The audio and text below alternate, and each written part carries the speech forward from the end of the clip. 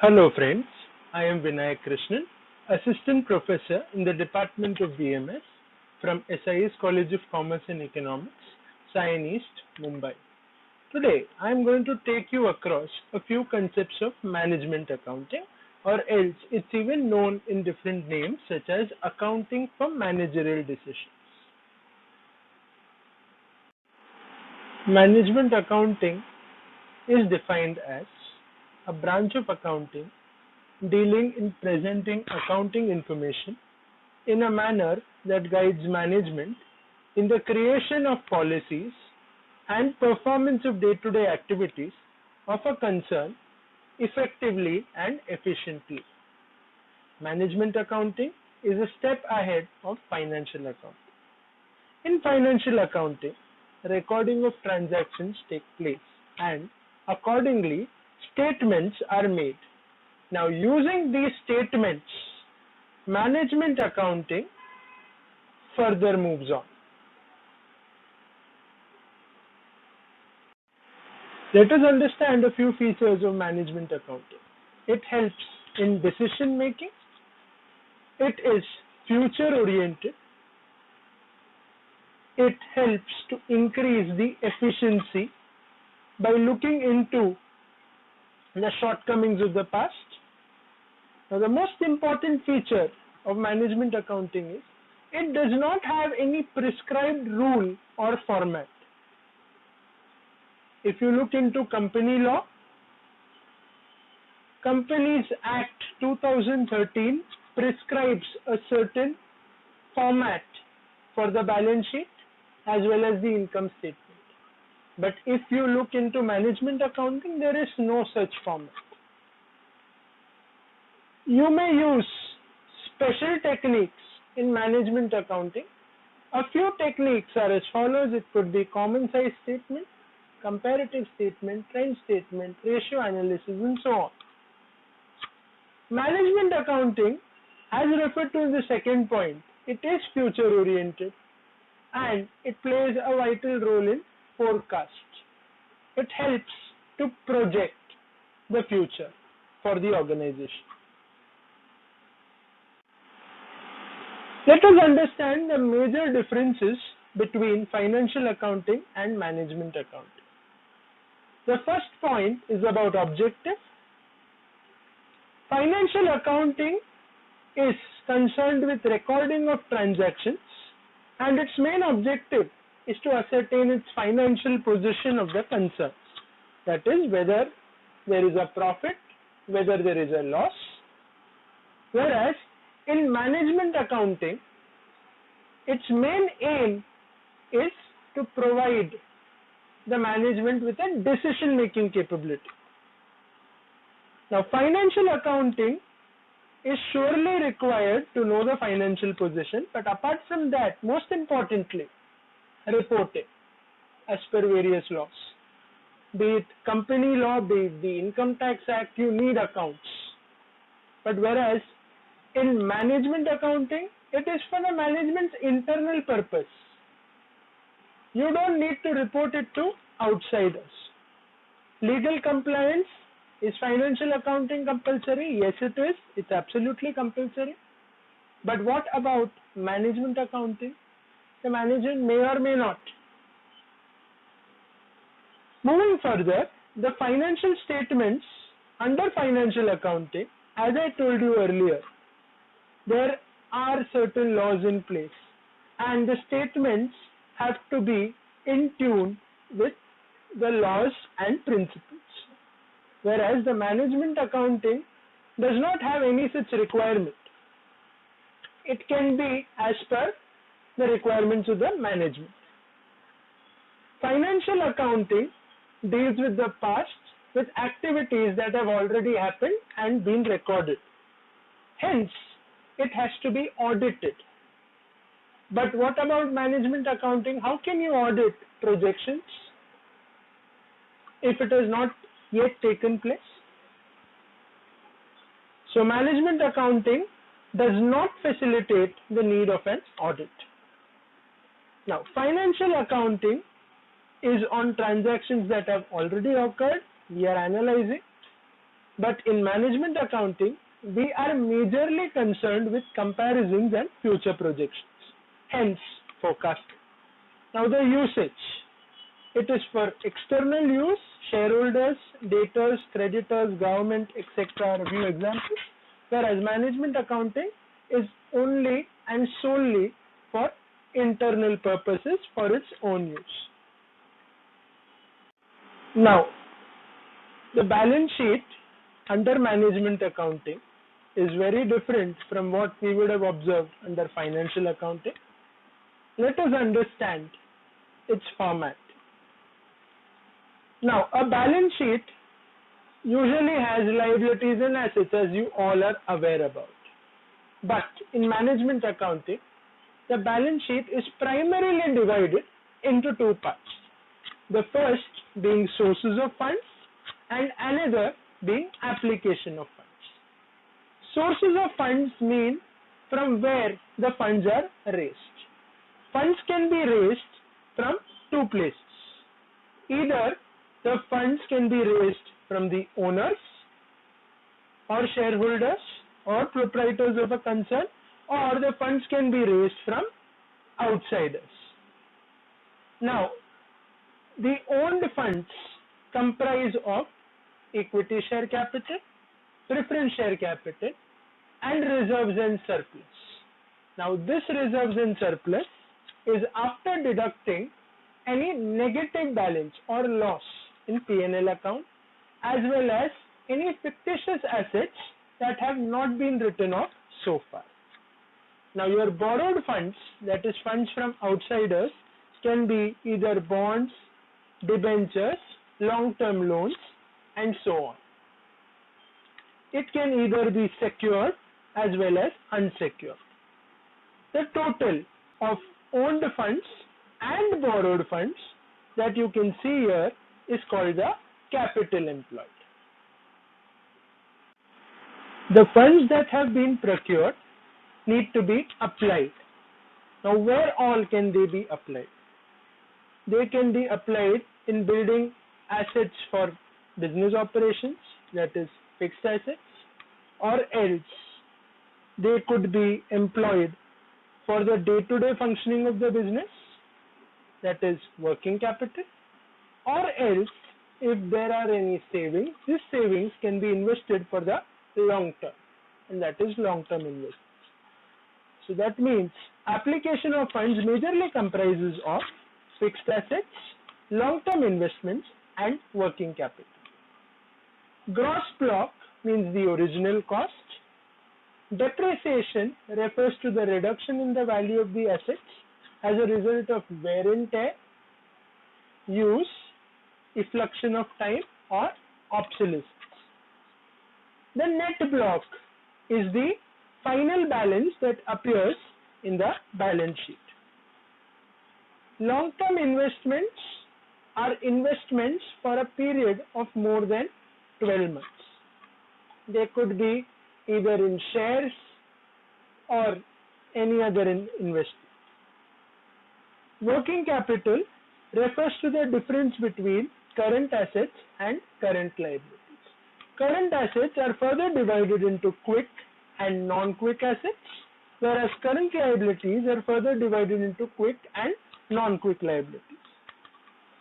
Capital employed is the addition of fixed assets, long-term investments, and working capital. And just like how a balance sheet is, the funds that you procure should be equal to the funds that you apply.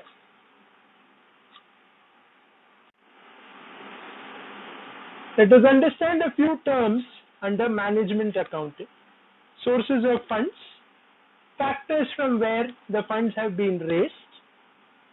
Owned funds could be proprietors' funds, could also be called shareholders' funds. This belongs to a company's owners or the shareholders. Owned funds is from outsiders, and these are fund providers for the long term. Application of funds refer to where the funds are applied. Fixed assets are the assets applied for facilitating business operations.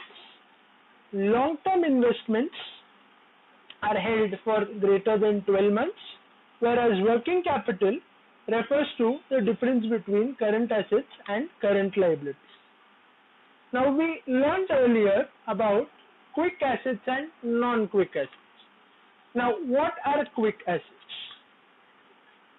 Quick assets refer to those current assets that are quickly or easily convertible into cash. Quick liabilities are current liabilities payable on demand or on a due date. Now what about non-quick assets or non-quick liabilities? These are other than quick assets and quick liabilities. Now let us understand a few examples of whatever we discussed earlier. Now when we are speaking about fictitious assets, a few examples could be underwriting commission not written off, discount on issue of shares or debentures that have not been written off so far. Quick assets are cash and bank balances, debtors, bills receivable, short-term investments. Remember, long-term investments used to be the second item in balance sheet. Short-term investments are a part of working capital, are a part of quick assets under current assets. And it also includes short-term advances. Non-quick assets are other than quick assets, which primarily includes stock and prepaid expenses. Quick liabilities include creditors, bills payable, short-term loans, whereas non-quick liabilities that are other than quick liabilities will include bank overdraft and advance received from customers. Now coming further to the vertical income statement format. You must be totally wondering, sir, in financial accounting, we learned about a format that was kind of a T, that is assets and liabilities. Liabilities and assets were side by side. But here, it is one below the other. Always remember, in a horizontal balance sheet, liabilities and assets will be side by side. In a vertical balance sheet or an income statement, the items are top to bottom. So now, we start with the vertical income statement. First, it begins with sales. Now, net sales refers to sales after reducing sales return. Coming further, this concept may be a little different for you, cost of goods sold. You would have not seen it in financial accounting. Now, can you see point number 1, which says sales? Point number 2 is the cost of effecting the sales in point number 1. Now, what all does it include? It includes opening stock. Stock could be raw material, finished goods. It could also be work in progress. It also includes net purchases, direct expenses such as wages, and closing stock is subtracted. Also is subtracted something called as sale of scrap. Any scrap that has been generated in the production process. Now, the difference between sales and cost of goods sold, which is called COGS, is known as gross profit. From gross profit, you reduce operating expenses. Operating expenses could be primarily into 3 types: administrative expenses, selling and distribution expenses, and finance expenses. Examples of the same are shared in the upcoming slide. The difference between gross profit and operating expenses is the operating profit, to which non-operating incomes are added, non-operating expenses are subtracted, and the result is net profit before interest and tax, from which we reduce interest. We get a certain amount on which tax is calculated. Now, tax is always calculated on net profit before tax. Once we reduce tax, we get net profit after tax. Now, so far if you observe, the outsiders' liabilities have all been settled. Now, if we have to settle anything that is of our owners or the shareholders, So from net profit after tax, we will reduce preference dividend if any. And that amount after reducing preference dividend is entirely available for the equity shareholders. Now, if there is a profit, it is positive. If there is loss, it is shown as negative. Point number 14 relates to profit or loss for the equity shareholders in the current year. Now, the profits or loss that is accumulated, that is of all the previous years put together. We know that the entity is a going concern. So, profit or loss of all the previous years put together is taken in point number 15. Now, addition of 14 and 15 is point number 16, that is retained earnings. The terms and inclusions of the vertical income statement are observed in this slide. Now, sales is after reducing sales return. Cost of goods sold primarily considers manufacturing and trading account items of your financial accounts. Now, what are direct expenses? They are directly related to the business operations. Example, wages, power and fuel, carriage inward, freight inward, factory related expenses, etc. That means factory rent, factory depreciation are all coming under direct expenses. Now, administrative charges are indirect expenses. They are for the day-to-day functioning of the business or are in general, expenses in general. Example, general salaries, rent of the entire premises, telephone charges, general depreciation and so on. Now, let me tell you, this is general, not specific. If it is specifically related to a factory, it goes in direct expenses. If it is specifically related to sales and distribution, that is the next point, it comes in selling and distribution expenses. Let's take a very simple example now. If I am talking about depreciation of factory premises will go under direct expenses. Depreciation of administrative office or in general, they just said depreciation. It will come in administrative expenses. But if they say depreciation of delivery van is used for effecting sales and distribution. So it goes in selling and distribution expenses. The selling and distribution expenses cover all selling and distribution costs, all in relation to sales and distribution. Examples, salesman salaries, advertisement, discount, salesman commission and so on. Now, finance expenses, these are costs in relation to procurement of finance and disbursement of payments. So, if there are any bank charges, they are included here. Many of you may have this opinion that interest and dividend also need to come here. But if you would have observed the vertical income statement format, interest and dividend payable are considered separately. Hence, it will not be included in finance expenses. Moving further, non-operating incomes refer to the indirect incomes.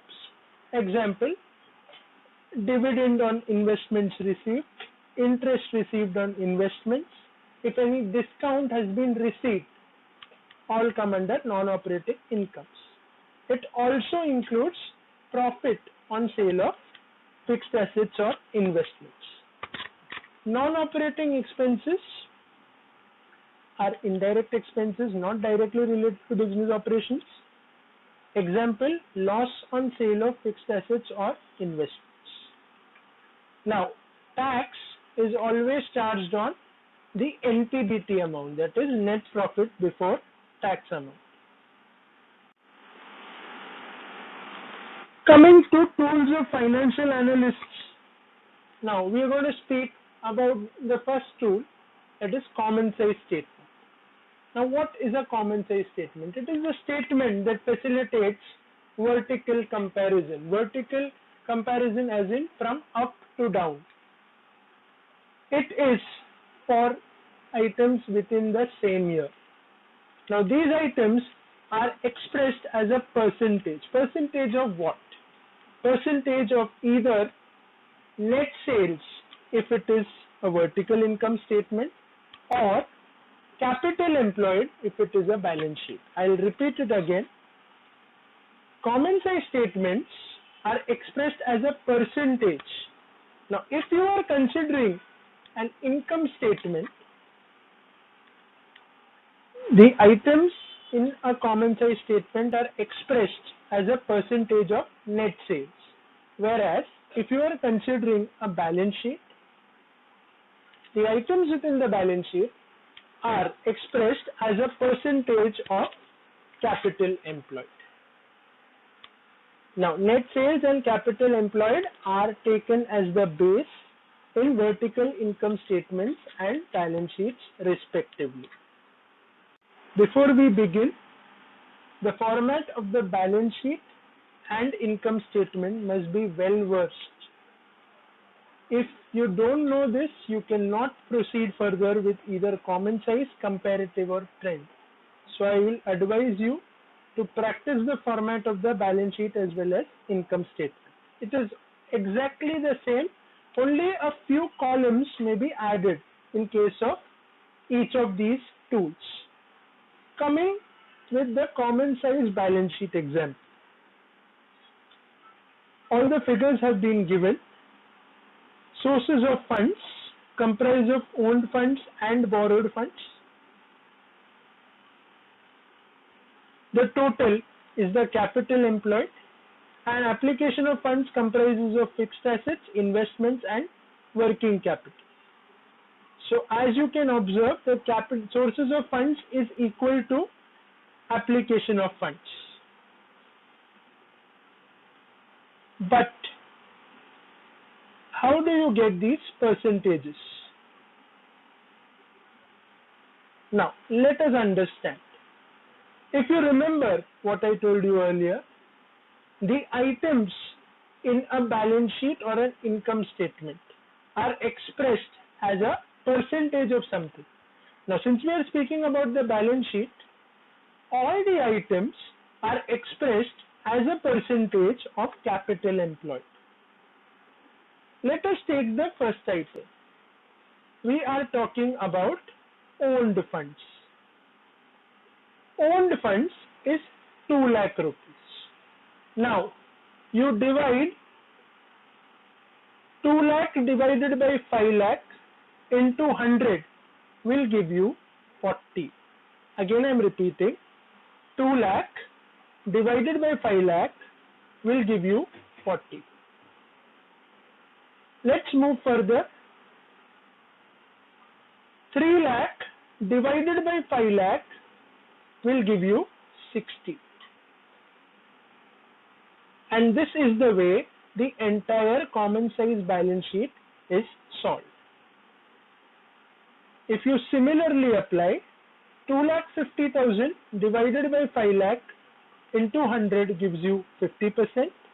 1 lakh divided by 5 lakh into 100 gives you 20%. 1,50,000 divided by 5 lakh into 100 gives you 30%. This is the example of a common size. Now let us take an example of common size income statement. Format remains absolutely the same. This is a comparative income statement for the year ended 31st March 2020.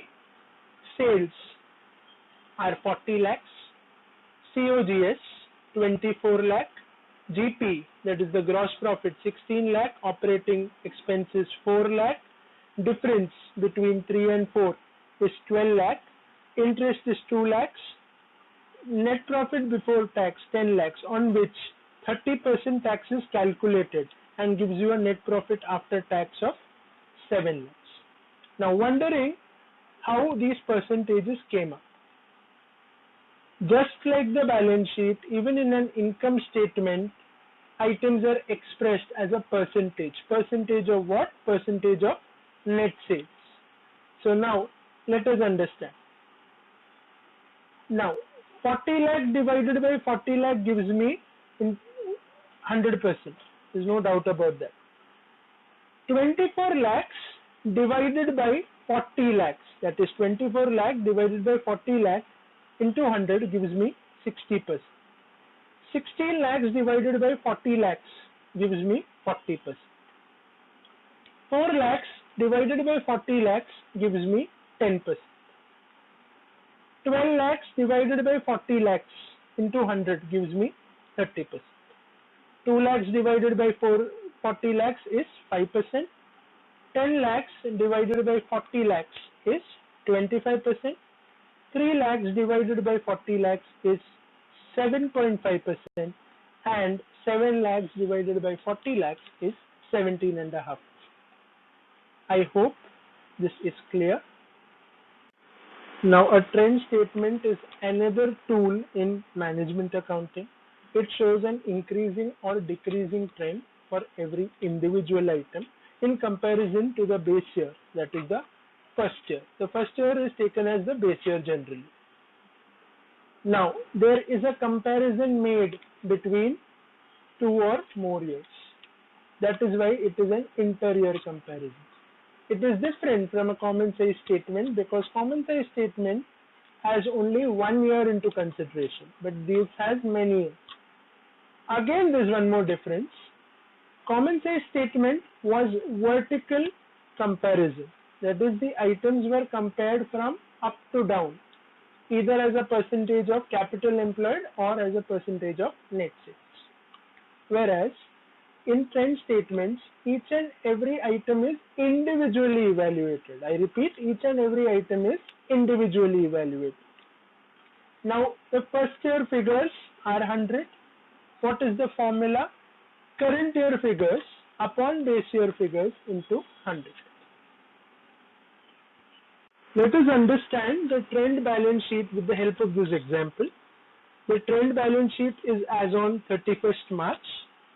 2018, 2019, 2020 amounts have been given, and so are their percentages. Now, these percentages will be finding out. Just like the previous sum, the format remains the same. Now, if you look at the percentages,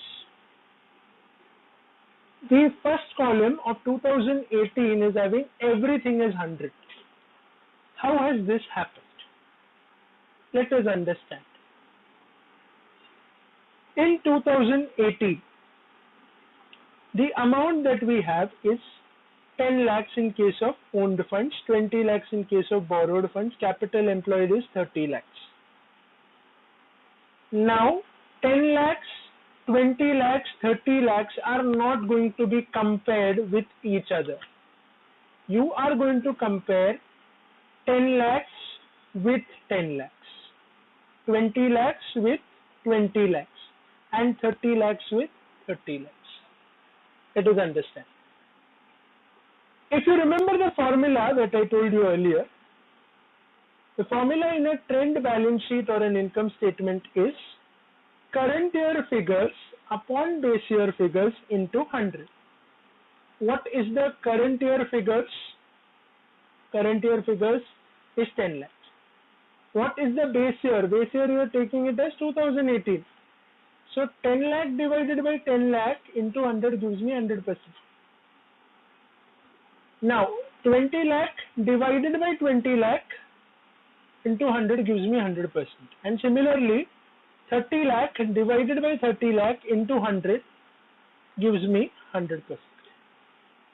Okay, this you may have understood. Now let's move to the next year. Now in 2019, you are taking the current year as 2019, but what is the base year? Base year is again 2018. 2018 is the base. Now, when you are dividing 20 lakhs, when you are dividing 20 lakhs divided by 10 lakhs into 100, you get 200%. 30 lakhs divided by 20 lakhs into 100, you get 150%. 50 lakhs divided by 30 lakhs gives you 166.67%. Similarly, moving further to 2020. Now 2020, many of you may feel 2020 figures divided by 2019 figures, which is wrong. Again, I've told you the base remains 2018. 2018 is the base amount. Now, when you are comparing 25 lakhs, you will compare it again with 10 lakhs and not 20 lakhs. So, 25 lakhs divided by 10 lakh gives you 250%. Similarly, 35 lakh divided by 20 lakh gives you 170%. 60 lakh and divided by 30 lakh gives you 200%. In the same way, even application of funds is taken care of.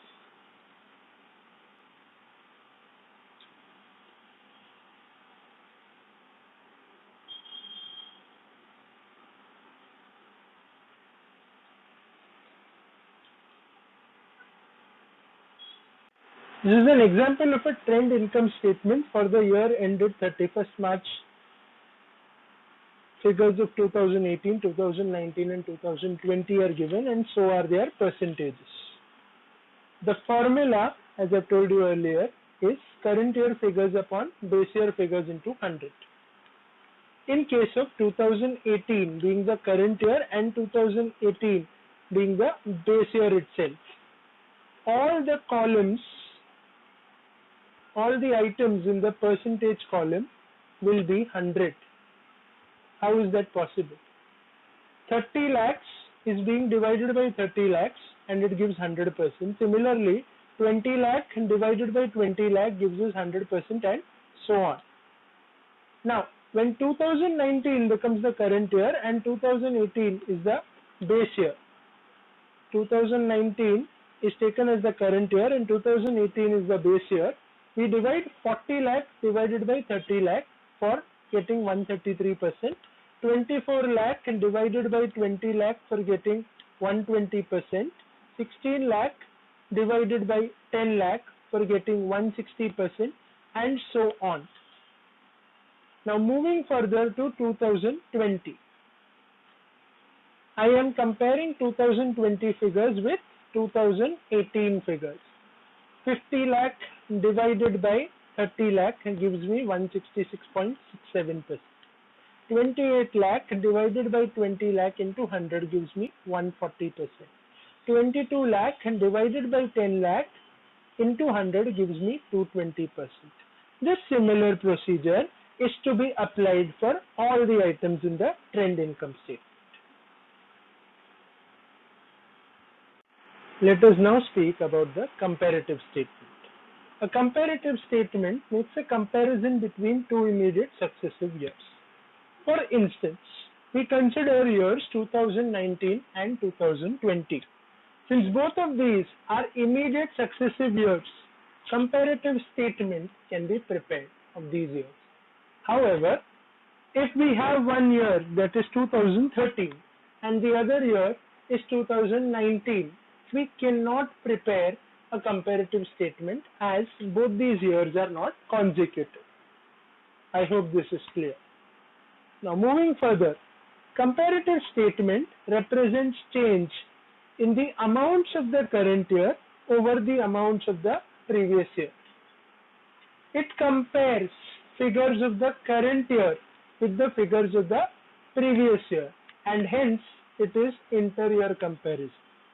And the comparison is horizontal, just like a trend statement.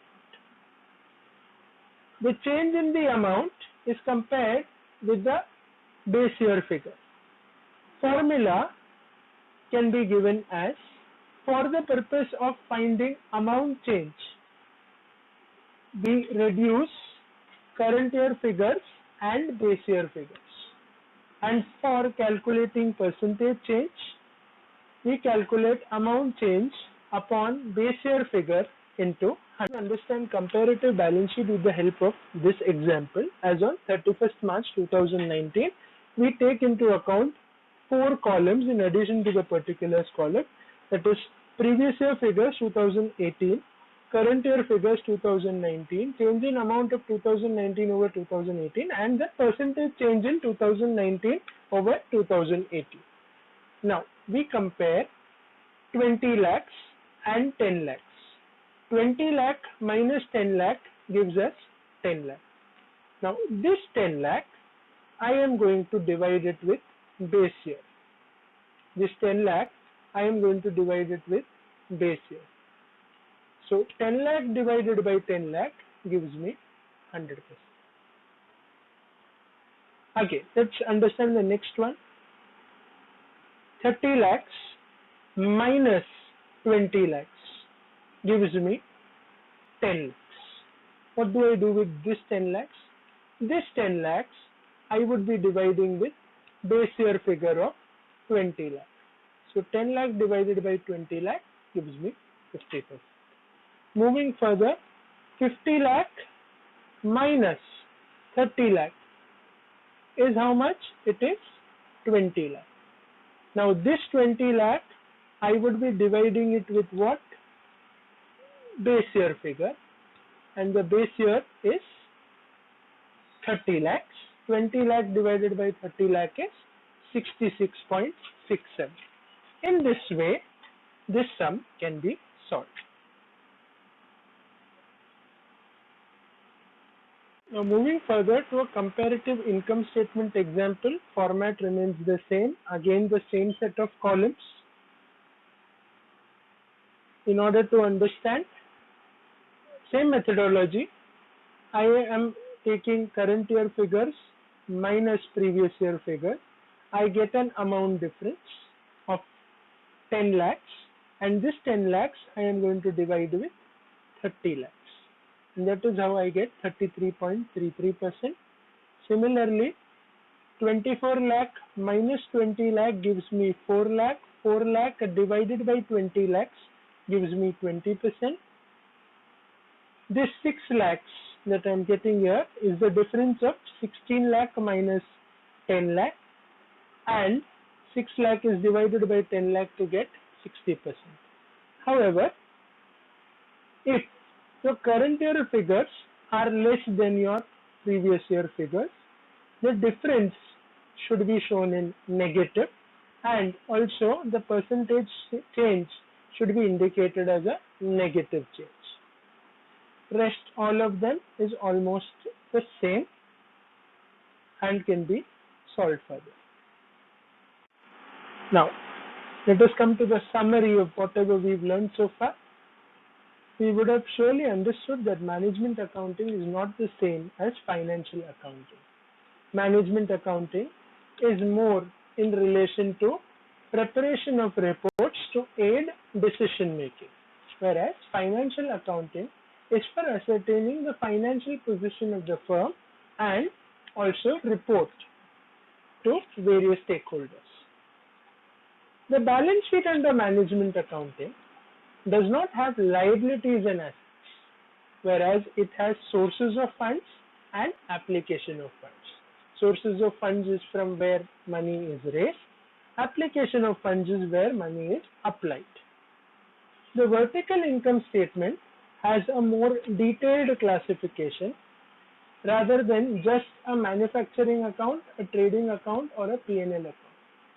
It further divides expenses into operating expenses, non-operating expenses, and operating expenses are further divided into administrative expenses, selling and distribution expenses, and finance expenses.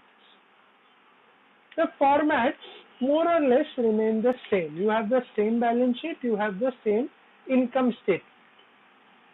Only techniques are slightly different. You have a different technique in case of common size statement, trend statement, as well as comparative statement. Common size statements are for 1 year. Comparative statements apply only for 2 consecutive years, whereas trend statements are for a series of years. It could be 2 or it could be more years.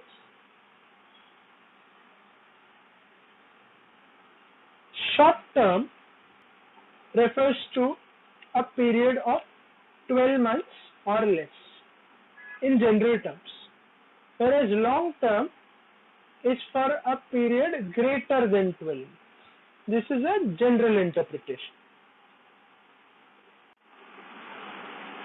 Thank you very much. For any comments and suggestions, you are free to contact on vinaykrishnan2005@gmail.com. Thank you.